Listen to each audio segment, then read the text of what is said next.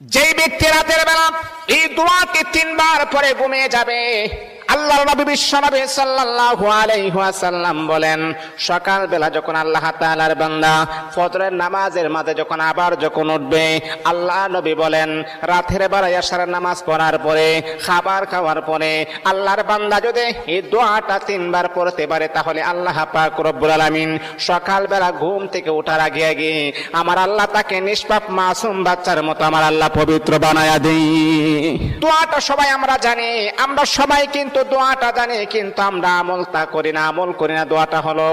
আস্তাগফিরুল্লাহাল্লাযী লা ইলাহা ইল্লা হুয়াল হাইয়ুল কাইয়্যুম ওয়া আতুবু ইলাইহি লা হাওলা ওয়ালা কুওয়াতা ইল্লা বিল্লাহিল আলিয়্যিল আযীম। 3 বার যদি আপনি পড়তে পারি, ইনশাআল্লাহ আল্লাহ পাক রব্বুল আলামিন আমার আপনার জীবনের সমস্ত গুনাহগুলোকে আমার আল্লাহ ক্ষমা করে